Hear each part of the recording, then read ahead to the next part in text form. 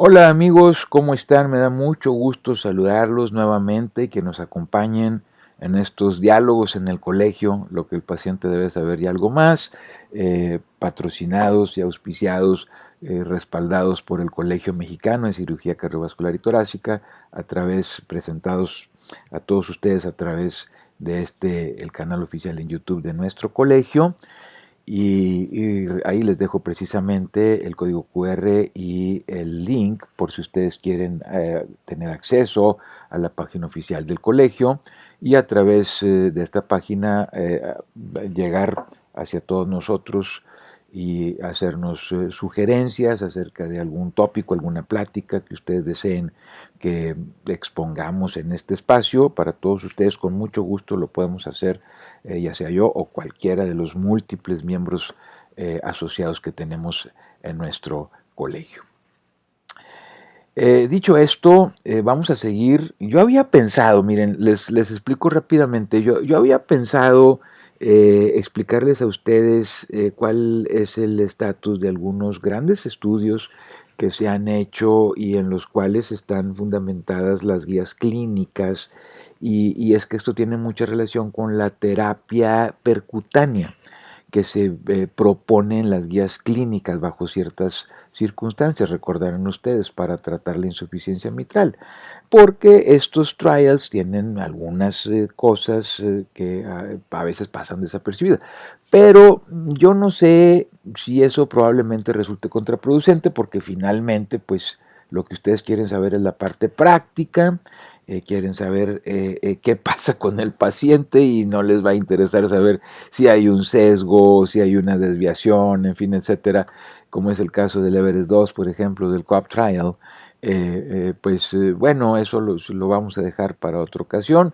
Insisto, si ustedes quieren, lo podemos hacer en otro espacio, aquí mismo en los diálogos, pero considero que por ahora y aprovechando lo que hemos venido presentando últimamente, ahorita que está calientita todavía la información, yo considero que es más prudente y más benéfico para todos ustedes que demos un repaso de todo esto que hemos expuesto para que esto constituya una especie de resumen y de ciertas cosas que hay que subrayar y que no, a mí me interesaría que es lo que finalmente el paciente o el interesado se lleve en su mente.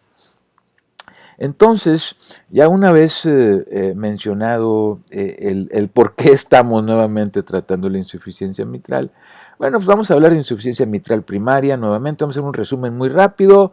Ya saben ustedes que la mitral, bueno, pues es una válvula que está en el interior del corazón, que tiene dos valvas, es como un paracaídas. Esto ahí lo pueden ver a la derecha, tiene unas cuerditas tendinosas, que es la que hace posible que se ancle en el corazón a través de dos musculitos papilares, ¿verdad? Que están viendo ustedes ahí a la derecha.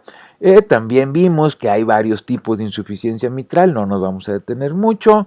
Vimos que hay tipos que son insuficiencia mitral primaria, cuando tiene un daño manifiesto la válvula, funcional o secundarios, cuando la válvula es normal, pero está distorsionado el ventrículo izquierdo. No habíamos mencionado qué porcentajes es lo que se ve en la vida diaria. Aquí en México, pues como ya estamos acostumbrados, no hay datos oficiales, no nos extraña, no sabemos realmente con certitud, con certeza, qué porcentaje hay de cada uno. Pero miren, en Estados Unidos sí se ha hecho este estudio y más o menos lo que se presenta es que el tipo 1 pues tiene un porcentaje muy bajo, de hecho no alcanza ahí a entrar en la gráfica, debe ser abajo del 8%. El tipo 2, que es el degenerativo, tiene un 29%. El tipo 3A, que es el que no se mueve, es el típico de la fiebre reumática, alcanza el 20% en Estados Unidos, y el 32%, el porcentaje mayor, es el de insuficiencia mitral funcional o secundaria. Esto puede variar un poco respecto a México porque en el caso de la gráfica estamos hablando de países totalmente desarrollados, de primer mundo, que no tienen el mismo substrato o vamos a decirlo, medio que lo rodea sociocultural o socioeconómico. Entonces aquí pudiera variar un poquito, pudiera ser que tuviéramos más fiebre reumática por el hecho de que probablemente no se cubra, como es debido la fiebre reumática como tal, por falta de antibióticos, por falta de atención médica, por lo que ustedes quieran, manden y gusten. Y de esa forma, pues sí hubiera unas poquitos de diferencias, pero más o menos esta es la que se presenta en el mundo. Y habíamos dicho que una vez que ya el paciente se ubica, que tiene una insuficiencia de la válvula mitral, pues entran en juego las guías clínicas, que mencionamos que es el documento más importante respecto a estas patologías, documento que hay que seguir paso a paso para llegar a ofrecerle al paciente un tratamiento eficaz. En este caso son las guías clínicas americanas del 2020, no nos vamos a meter con las europeas, 2021, que también son muy buenas, pero para este caso vamos a seguir viendo las americanas y toda guía clínica trae un flujograma que esto pues nos simplifica de una manera importantísima el ir ubicando al paciente en dónde está y en dónde estamos e irle ofreciendo, les digo, ciertas etapas hasta llegar a una terapia específica. En el caso de la insuficiencia mitral primaria, pues lo primero es saber que sí es una insuficiencia mitral primaria. Hago mucho énfasis porque, aunque no me lo crean, en ocasiones en la práctica clínica se han dado casos en que no es tan fácil saber si viene de una enfermedad primaria o viene de una enfermedad secundaria. Hay veces que no es tan claro. La mayoría de las veces no hay problema, sí se puede hacer, pero ya me han tocado unas veces por ahí que el ecocardiografista no está seguro y lo tiene uno que decidir en base a experiencia u otros estudios o indagando un poco más en el estudio. Pero bueno, supongamos que el paciente ya lo ubicamos con insuficiencia mitral primaria, que es de la que vamos a hablar aquí en esta presentación. Dijimos que lo siguiente más importante es ubicar al paciente en qué grado de insuficiencia mitral tiene. Recuerden ustedes que hay varios grados, desde la leve hasta la severa, pasando por la moderada. Y estos son datos, son clasificaciones que hacemos en base a datos que nos reporta el estudio ecocardiográfico, que no se los tienen ustedes por qué saber como pacientes. Pero para el médico es muy importante porque uno ubica al paciente en qué etapa está, si es leve, moderada o severa, grosso modo. Si no es severa, por datos ecocardiográficos, olvídense, hasta ahí llegó. O sea, no es necesario ofrecerle ninguna terapia al paciente, ni siquiera tratamiento médico. Pero por el contrario, si es la cosa severa, entonces el siguiente punto es preguntarle al paciente si tiene síntomas. Si tiene síntomas el paciente, lo que sigue, bueno, si no tiene síntomas, hay una serie de cosas a seguir, pero ahorita las vamos a ver. Pero si no, la mayoría de las veces es insuficiencia mitral severa, con síntomas, bueno, pues ahí no hay ningún problema, porque lo siguiente es ya ofrecerle algo a ese paciente. ¿Y qué vamos a hacer? Bueno, pues habíamos dicho que si el paciente tiene un riesgo quirúrgico, entiéndase de mortalidad operatoria alto, entonces se va hacia la terapia transcatéter. Eso habíamos dicho. Por el contrario, si llegamos a que el paciente tiene síntomas y el riesgo que se le calcula de mortalidad operatoria no es alto, pues entonces se va a cirugía. Y luego la cirugía, bueno, pues ya sea reparación o reemplazo, eso no lo vimos, lo vamos a ver después, pues ya es lo que se le indica al paciente. Principalmente, si se puede, pues siempre abogará uno por la reparación de la válvula. Pero ¿cómo se llega a este punto?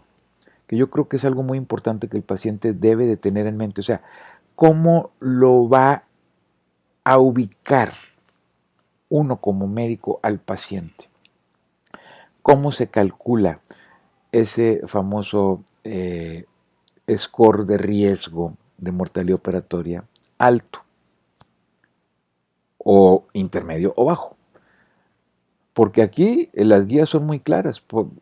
Dicen que, acuérdense ustedes que habíamos dicho que hay varias formas de trabajar o de llegar a la conclusión de que el paciente es de alto riesgo. Y una de ellas, para mi gusto, el que se debería de utilizar, sin lugar a dudas, siempre, de los siempre, como única condición, es el STS-PROM, que es, bueno, pues es un score de riesgo que utiliza una calculadora de riesgo.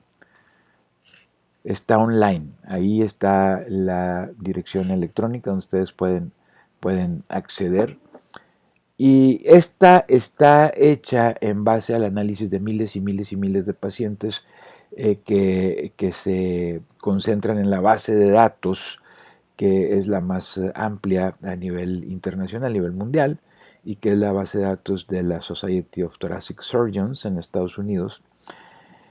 Y en base a este análisis de varios miles de pacientes, ellos hacen algoritmos y sacan coeficientes. Entonces, aquí está lo que se le va preguntando al médico acerca del paciente: la edad, el peso, la estatura, qué antecedentes tienes, de qué raza es, qué factores de riesgo tiene, si fuma, si no fuma, si el paciente es diabético, si tienen una enfermedad pulmonar, si está tomando ciertos medicamentos, exámenes de laboratorio, en fin.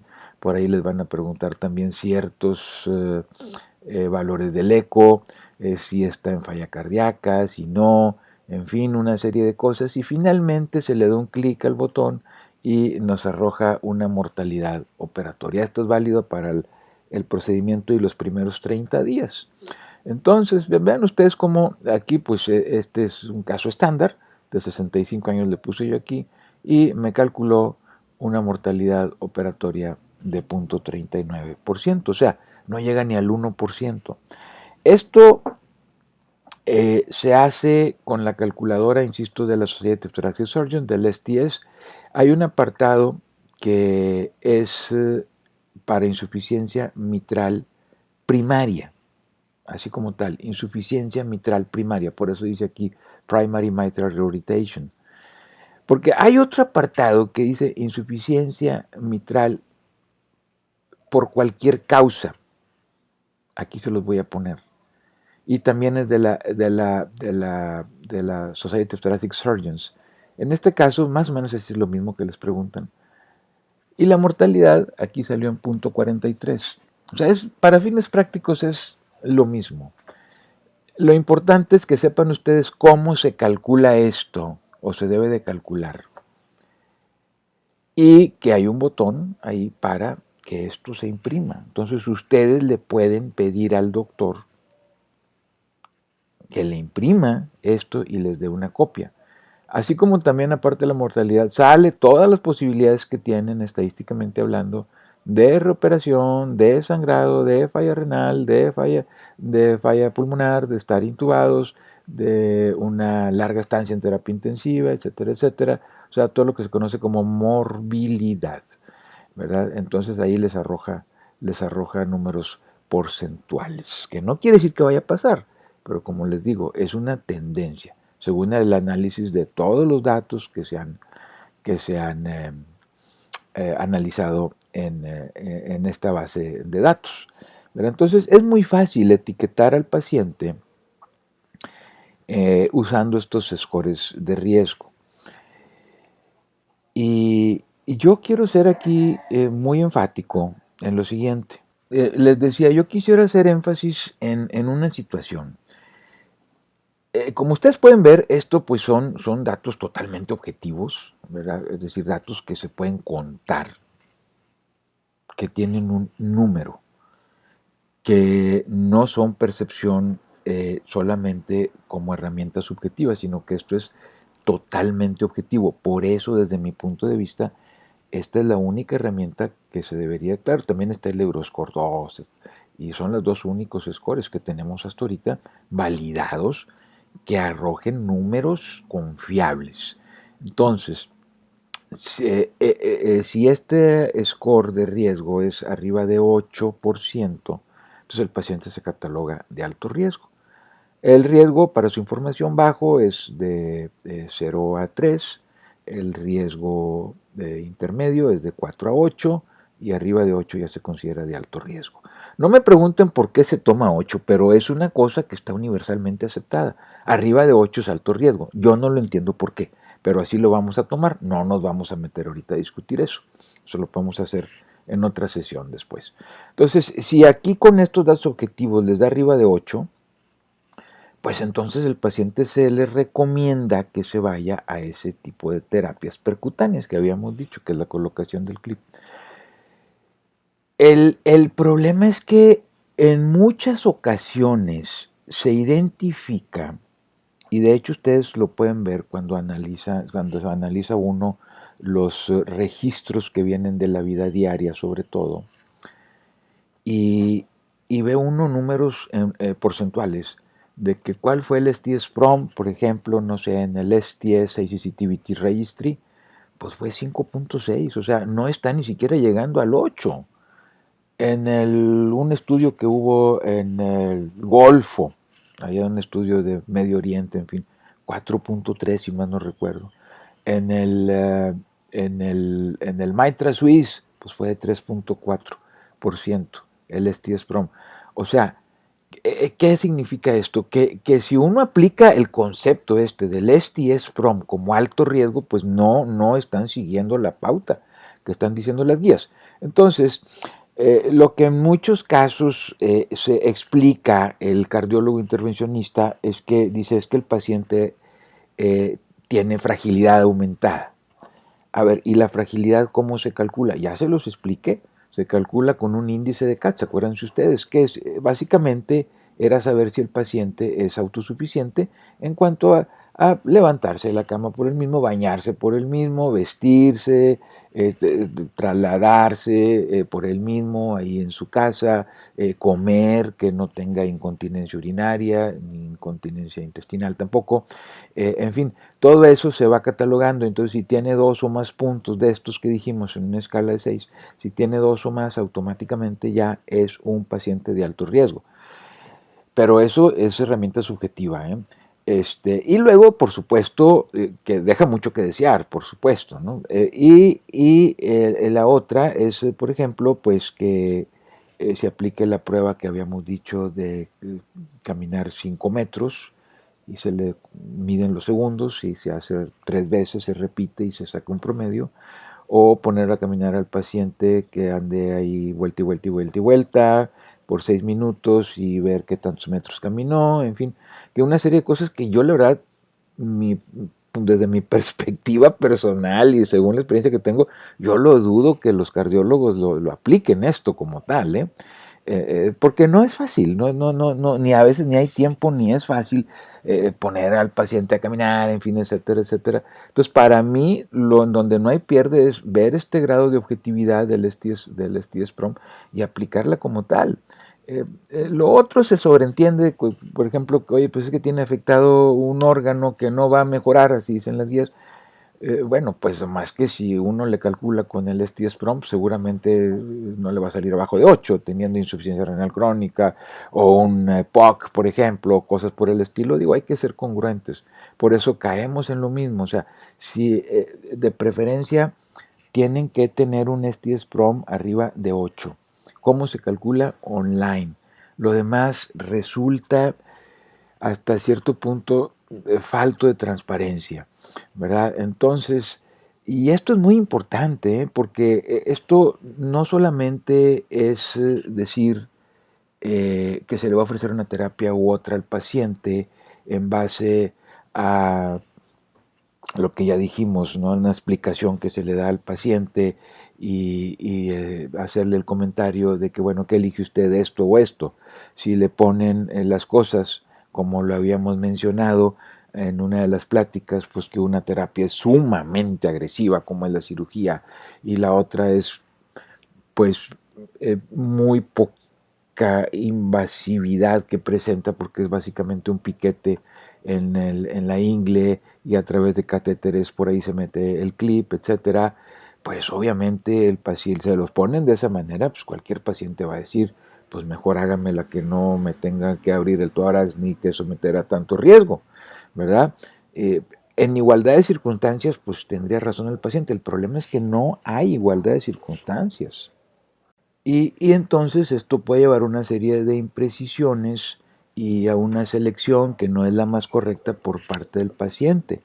Recordemos que hay solamente un estudio randomizado, controlado, en fin, que compara una población similar de pacientes con insuficiencia mitral, eh, desde el punto de vista de que qué es lo mejor, si la cirugía convencional o el CLIP, que fue el Everest 2. Bueno, ese estudio fue infinitamente superior para la cirugía, porque el CLIP presentaba muchas fallas, presentaba casi el 20% de problemática de insuficiencia mitral severa y con necesidad de reoperación. Entonces, pero esto está fundamentado esto tiene su reflejo en la vida diaria. O sea, por ejemplo, si uno compara las técnicas quirúrgicas convencionales con la terapia de colocación del clip, pues se va a dar cuenta de que la diferencia es abismal en cuanto a la durabilidad del procedimiento, de la técnica que estamos utilizando, perdón. Miren, lo que el paciente quiere, y lo tengo que decir de esta forma, es que se le resuelva su problema. Digo, si ya cayó en la desgracia de estar enfermo y tenerse que operar o someterse a alguna terapia de estas que hemos hablado aquí, pues el paciente aún con mucho miedo y todo lo que ustedes quieran, manden y gusten, pero el paciente, si ya no le queda otra vez decir, bueno, pues adelante, me aguanto el miedo, adelante y ojalá que todo salga bien, pero me resuelven mi problema. Y el paciente, créanme, lo que menos quiere es andar necesitando otro procedimiento, que eso es lo que no se le explica al paciente desde todos sus ángulos y sus diversos riesgos que esto implica.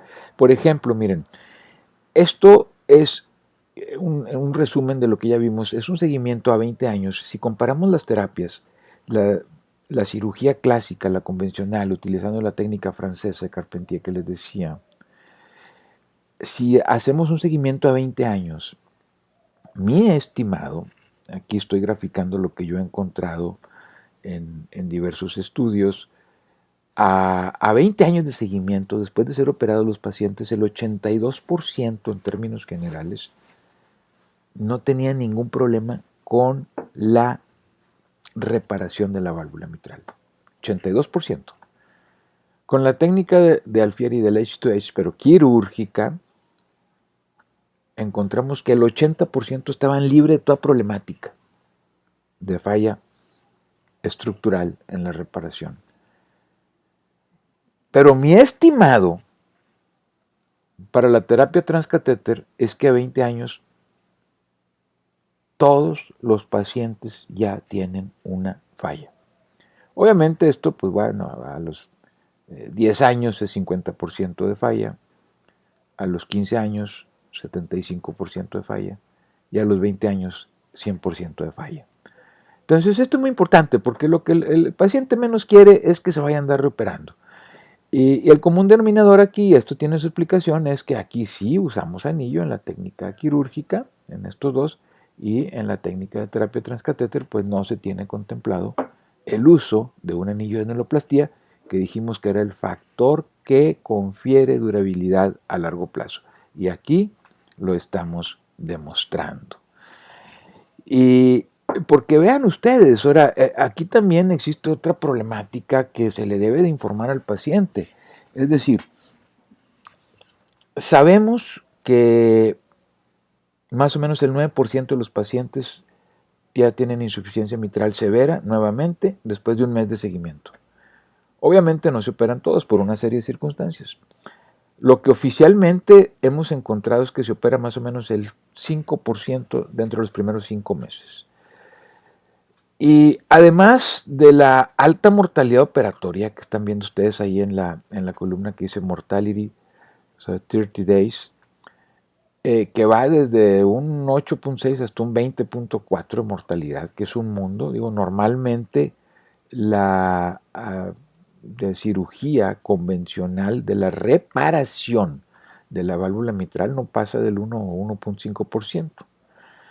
Y aquí imagínense, ya se está elevando hasta 20.4%. Mortalidad operatoria en los primeros 30 días. Y al año, pues imagínense el escándalo que hay, porque ya se va casi llegando hasta el 40% de mortalidad. Pero no solamente eso, sino que la gran mayoría de los casos acaban en un reemplazo valvular.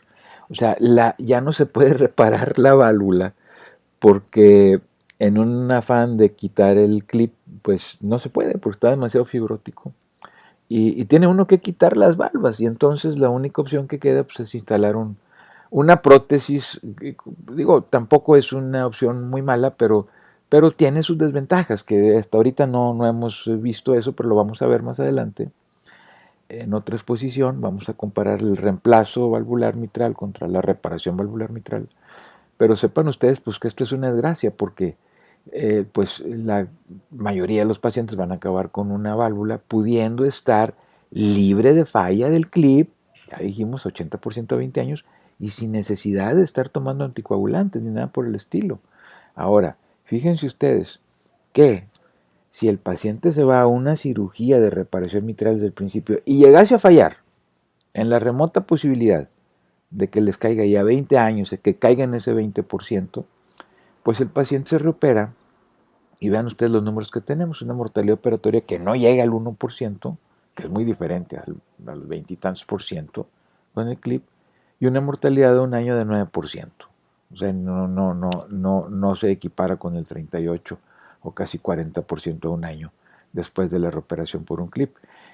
Y pues bueno, aquí ya de perdido hay un 24% más o menos, 25% que es susceptible de una reparación, ¿verdad? Y esto pues es lo que busca el paciente.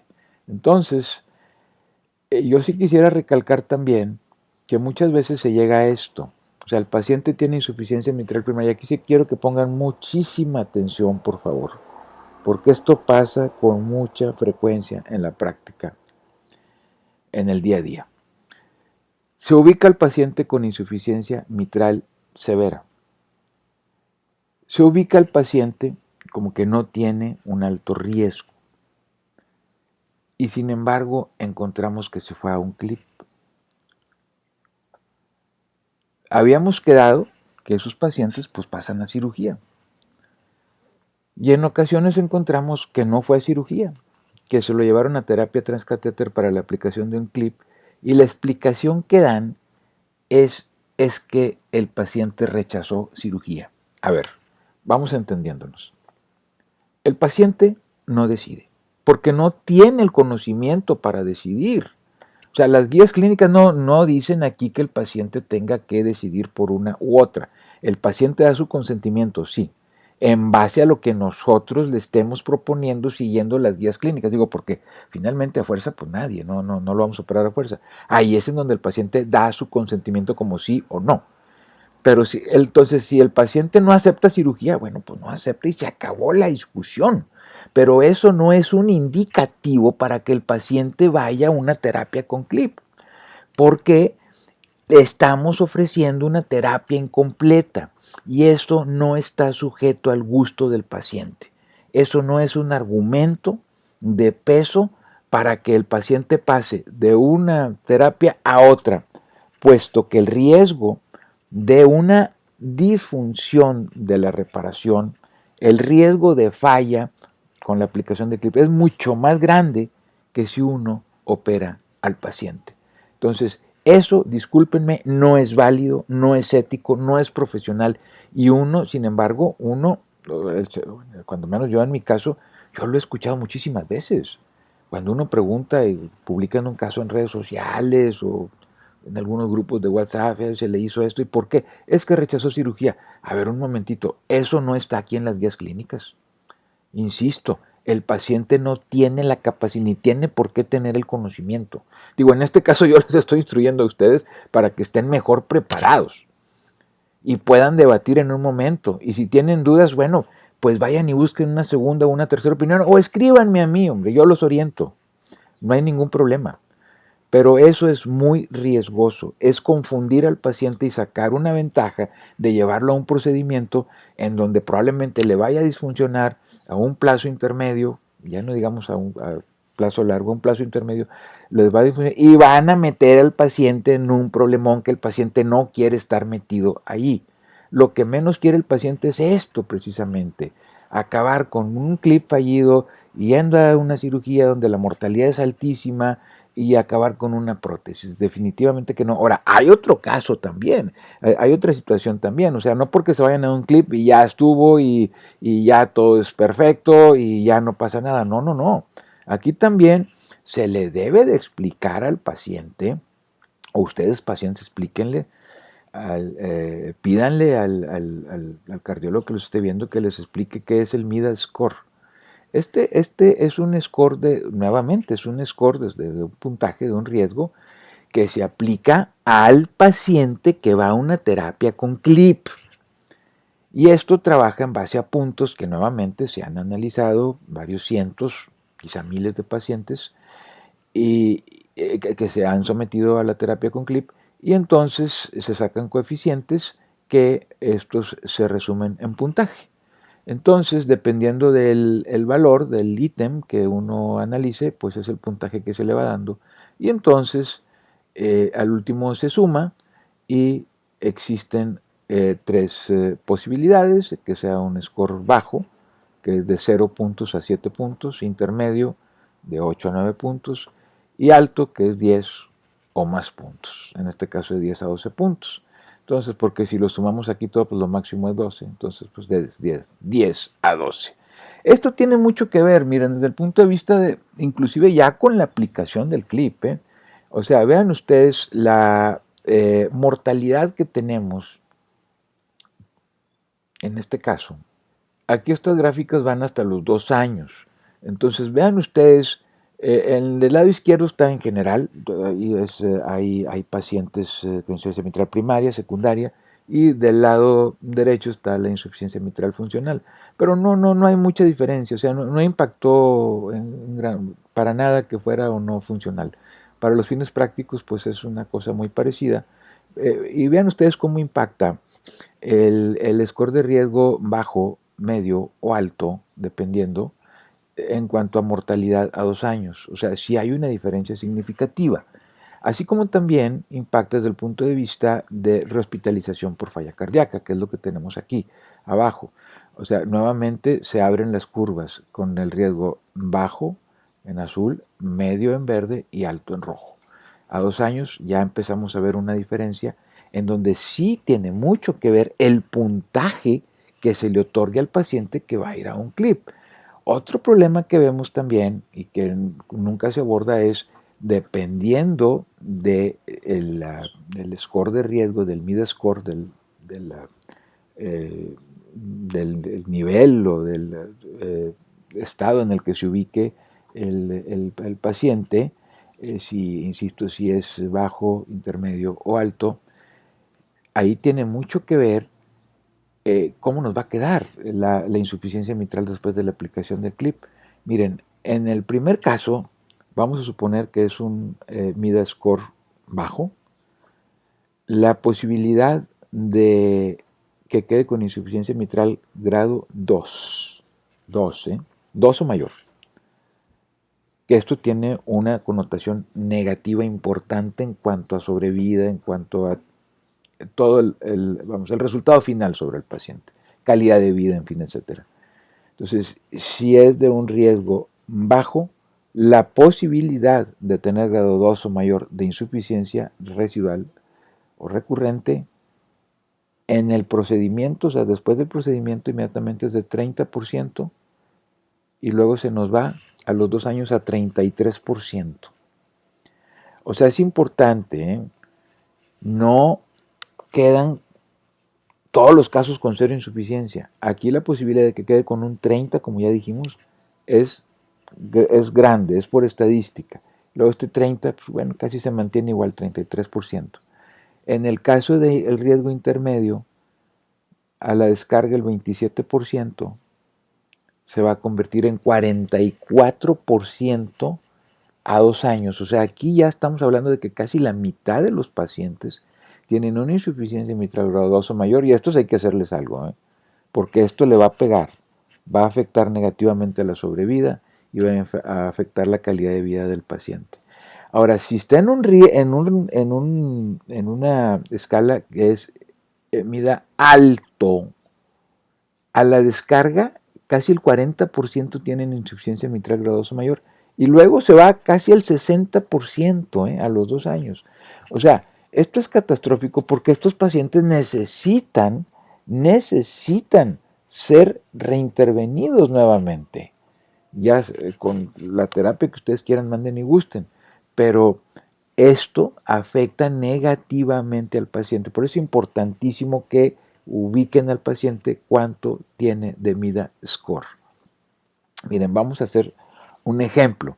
Esto son pacientes de un servidor, ¿verdad? Le quité el nombre, por supuesto, pero miren, aquí está, así se reporta un ecocardiograma. Estos son valores que nos da el ecocardiografista, son los diámetros, la fracción de eyección, todo, ¿verdad? La presión pulmonar, todo eso, en fin, eh, etcétera, etcétera, etcétera. El tamaño de la aurícula, ¿verdad? Toda la insuficiencia mitral, etcétera, etcétera, etcétera. Entonces, en este caso, si aplicamos el MIDE-Score, encontramos, el paciente tiene más de 65 años, sí, es un paciente que yo operé que tenía 70 años, 3 puntos. Síntomas, sí tenía síntomas, 6 puntos y nada más.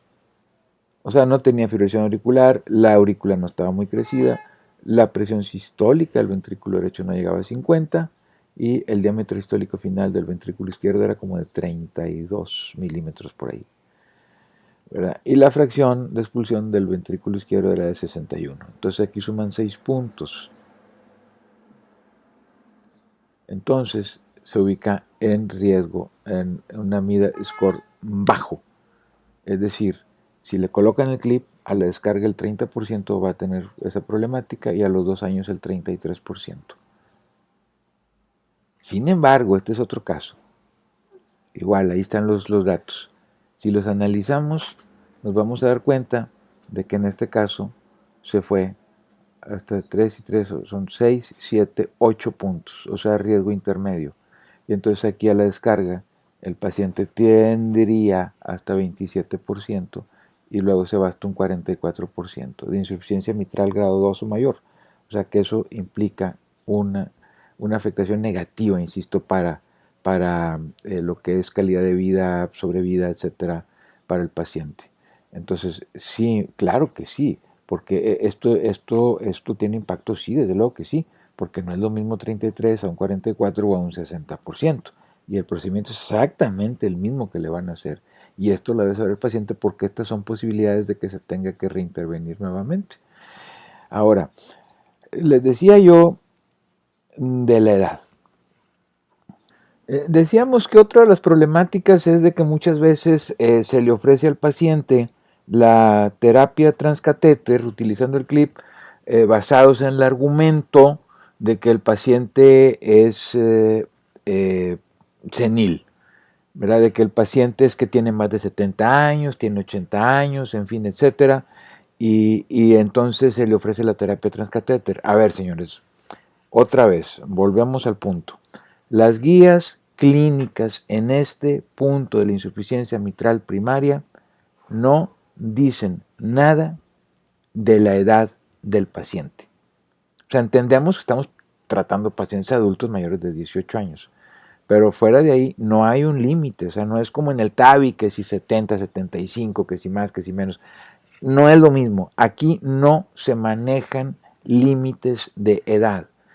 Si están basados los cardiólogos que le estén a ustedes proponiendo eso en el argumento de que se puede complicar más el paciente por ser senil, déjenme mostrarles estas estadísticas. Miren, este es un estudio que es, francés que se hace en pacientes de más de 80 años, o sea, la edad media fue 82 años en este caso, y la mortalidad operatoria en estos pacientes que se fueron a reparación mitral fue de 2% en enfermedad degenerativa, 2% de mortalidad operatoria, así como lo oyen. Y la sobrevida, en este caso, inclusive nos vamos hasta 8 años. Acuérdense ustedes que están hablando de pacientes de 82 años aquí. O sea, ya decir que la expectativa de vida aquí fue de 8 años, pues ya quiere decir que se van a ir hasta los 90 años de edad, ¿eh? Entonces, pero lo más importante, la mortalidad operatoria es 2%. En este otro estudio también, donde vemos que la población de más de 75 años como grupo específico, la mortalidad operatoria en reparación mitral por enfermedad degenerativa fue de 1.3%, 1.3%. Y no tiene nada, y cuando se comparan los dos grupos, o sea, más de 70 años o menos de 70 años, este es otro estudio, y vean ustedes cómo no tiene nada que ver el grado de insuficiencia mitral residual en cuanto a la edad del paciente, puesto que aquí es casi la misma, si tiene menos de 70 años o más de 70 años, no varía mucho, la verdad, el grado de estar libre de cualquier recurrencia, y en este caso se analizaron hasta 10 años de seguimiento. Entonces tampoco es un argumento válido porque el paciente es un paciente mayor, es un paciente senil de más de 70, 75 años. Eso aquí no debe de ser un factor que decida hacia dónde se va el paciente. Entonces, en resumidas cuentas, tenemos que en la insuficiencia mitral primaria, si el paciente es candidato porque tiene insuficiencia severa, tiene síntomas, entonces ya dijimos, se le calcula un ST-SPROM, si ese es mayor de 8, se va a terapia de MitraClip. Si es menor de 8, debe pasar a cirugía, preferentemente reparación de la válvula mitral. No se vale decir que porque el paciente es mayor, se va a ir a terapia de clip porque es menos agresiva, o que no se quiere ir a cirugía porque es más agresiva. Eso no viene como tal, ni es un argumento válido según las guías clínicas. Además, también no se vale decir que porque el paciente tiene fragilidad sin que nos digan cómo se estudió esa fragilidad en el caso específico de un paciente. Y número 3, tampoco es válido decir que el paciente se fue a terapia de clip porque rechazó cirugía. O sea, eso tampoco está descrito en las guías clínicas y tampoco es un argumento válido para definir hacia dónde se va el paciente. Insisto, el paciente tiene la última palabra, sí, como permiso y consentimiento de que se le va a ofrecer algo, no para tomar una determinación de una terapia u otra. Esto no es cuestión de gustos. Esto no es de que en gusto se rompen géneros, no. Esto es cuestión de aplicar el conocimiento que deriva de las guías clínicas. Y hay que ser muy claro y preciso con todo paciente, porque de aquí depende que el paciente tenga una buena o mala evolución postoperatoria inmediata a término medio y a largo plazo, posibilidad de reoperación o posibilidad de estar libre de cualquier reoperación y que la calidad de vida y sobrevida sea excelente. Si tienen dudas, insisto, pidan una segunda o tercera opinión o contáctenme, yo los puedo orientar con mucho gusto en forma gratuita, no hay ningún problema, lo voy a hacer con mucho gusto. La cosa, el principal objetivo es que el paciente esté consciente de lo que está haciendo, que no lo engañen al paciente para que tenga los mejores resultados a la mano y evite cualquier necesidad de reoperación o de complicación innecesaria. Muchísimas gracias, ya solamente me resta agradecerles el favor de su atención, fue un gusto estar charlando con todos ustedes. Y bueno, como quiera aquí les dejo mis medios de contacto, mis redes sociales a través de las cuales ustedes me pueden contactar, cualquier duda que tengan, cualquier inquietud, con mucho gusto yo les voy a responder, los voy a orientar en forma gratuita para que ustedes estén bien enterados y en el caso de que sea necesario, tomen la mejor decisión posible para cada uno de ustedes. Muchísimas gracias y nos vemos en la próxima.